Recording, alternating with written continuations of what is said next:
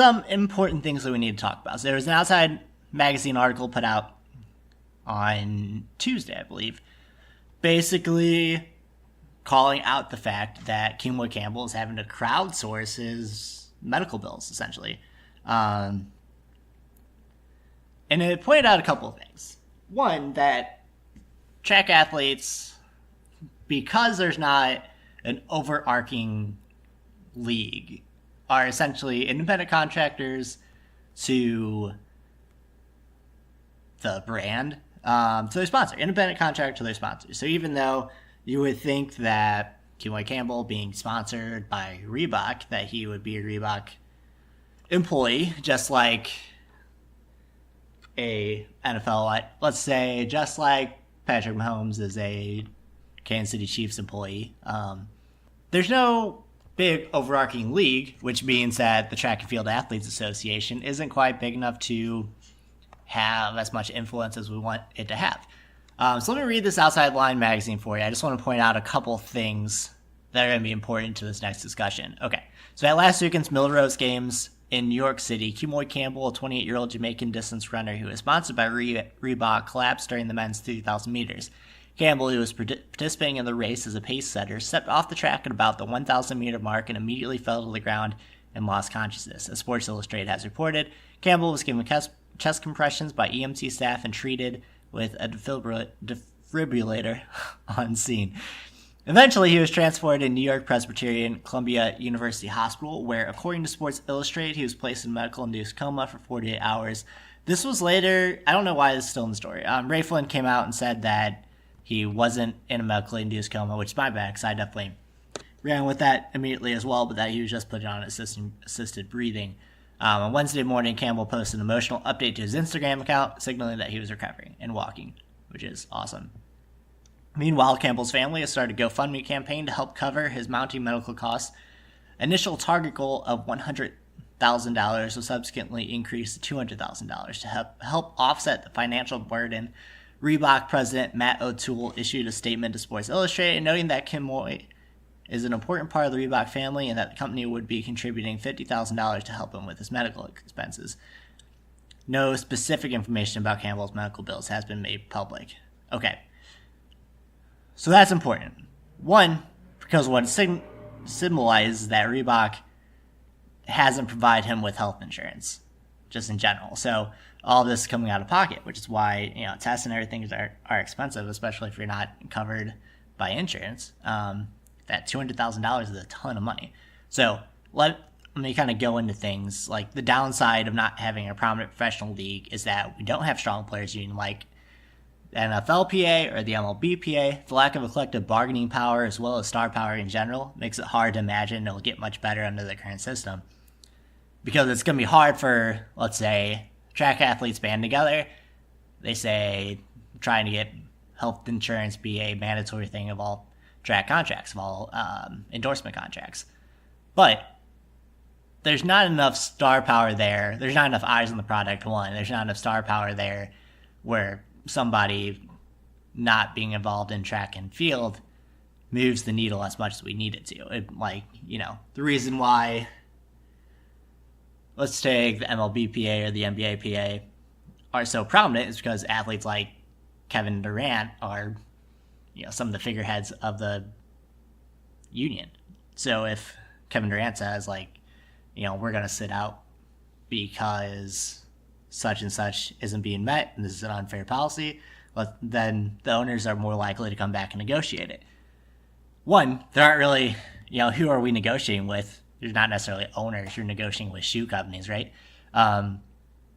It's just really tricky because there's no overarching national league. And, sure, you can go to the Diamond League. You can say, this is what we want. Or I can go to, the independent race organizers. But it's hard because there's all these little moving pieces. And when that's the case, it's hard to get them to all align perfectly. Then you have to ask, isn't Kemoy a Reebok employee? Why is the company more willing to contribute $50,000 to help him with his medical expenses than actually supply him with healthcare coverage? To me, insurance isn't cheap, but when something like this happens, and one, why wouldn't you just pay for his medical expenses at that point? Like, Reebok has the money to pay for Kemoy Campbell's medical expenses, contributing 1/4 of it when he's like, him and Justin Knight are your mainstream sponsored athletes at this point. Why wouldn't you just supply him with healthcare coverage to begin with? And maybe this is a harsh lesson they have to learn, but it's the fact of the matter is now it's not in his contract. It breaks down on multiple levels because Reebok could offer full coverage like other brands do. Outside reached out to Nick Simmons, who said that at both Brooks Beast and USA or Oregon Track Club, it was worked into their contract. I know like Hanson's and a lot of groups have it worked out to where there is health insurance there. Milrose Games could offer coverage for all athletes like Euro meets do. Diamond League meets, if any athlete gets hurt at a Diamond League meet, they are covered by the meets insurance. The Jamaican Athletes Association could offer coverage for Kemoy, like USATF claims that they offer supplemental coverage to all athletes, all American athletes, no matter where they're competing. But Kemoy fell through those gaps because he is a Jamaican athlete competing in America at a meet that doesn't have supplemental coverage, and for a association that doesn't offer supplemental coverage, because the Jamaican Association, I don't think, has the type of money that like USATF has. And it's tough because how many athletes are competing in America or training in America?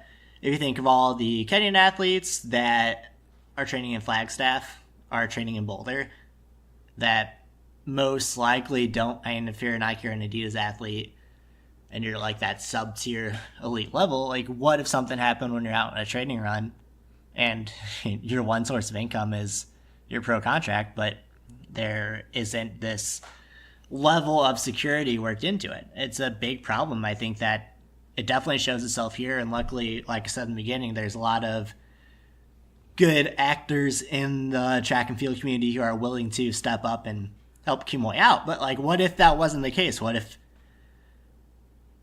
the expenses are too much for everyone to chip in and help cover? It's a weird thing that an Olympian, that someone who is one of the more prominent stars in track and field, like, I don't know, Kemoy Campbell is definitely on that, I would say he's probably on that second tier of athlete as far as like star power and recognizability.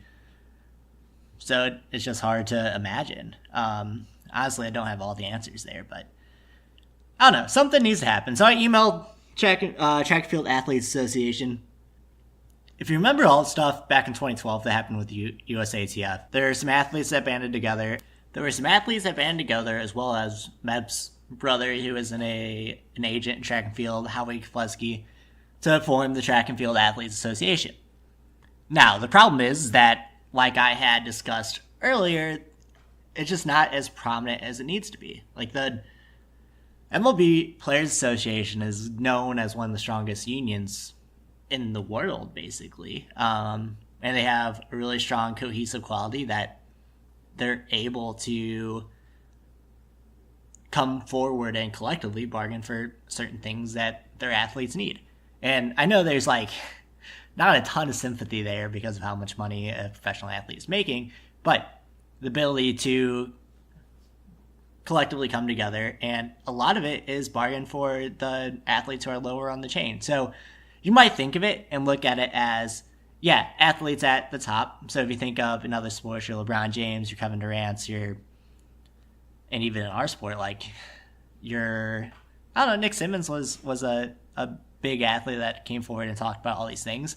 And even though Nick Simmons himself had a lot of the amenities, if you think of that sub-tier level of track and field athlete, you're barely scraping by. So basically what it allows you to do is band together, use that star power that you have to help get things for athletes who are coming up, who aren't quite on that level that you are, and it makes the sport better because there's that extra layer of security there that athletes who are maybe on the tier of being elite or, post-collegiately that don't quite have the setup to be able to train professionally can have a little bit extra security so that they can go for it. And I think one of the reasons that we lose a lot of athletes that could become elite, who could produce at that professional level, is because they have to go work a full-time job or they have to give up their post-collegiate aspirations because, you need health insurance and you need money to live. And it might seem simple, but those are two things that aren't readily available for most post-collegiate athletes unless you're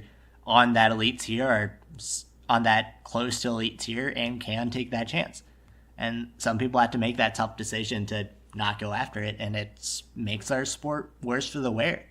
If everyone has an equal opportunity to spend a few years going for it, nothing happens after that, I think it's okay to step back. But if you are, let's say, an All-American NCAA and you don't have the support system to make a go at it, or you try but you still have to work a full job, or even you need a job after college. It's a fact of life.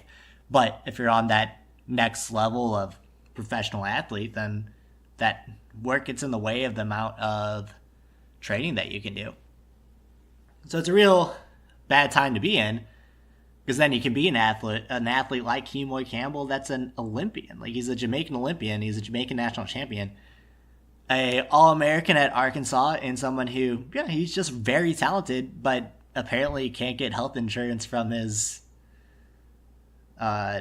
endorsement contract.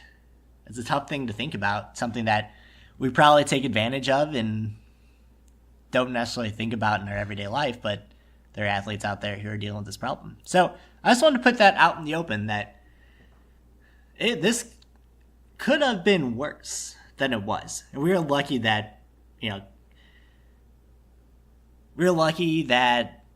Millrose Games was being held in a facility in the Armory that is so close to, that was able to get medical help so quickly.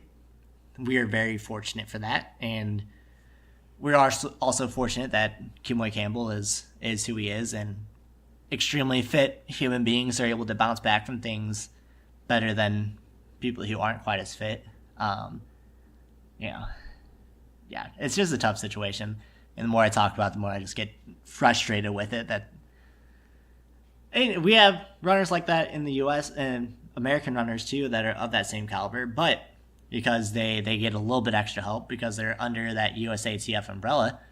But then you look at the Diamond League and you look at European races. The Diamond League has full coverage for athletes who are competing on their events. So if somebody, say an American, goes over there, even though, let's say a Jamaican athlete goes over there. Let's say that Kemoy Campbell was racing in a Diamond League event instead of at the Armory. He would have had coverage under the Diamond League policy. It is what it is. So I put out these questions to the Track and Field Athletes Association.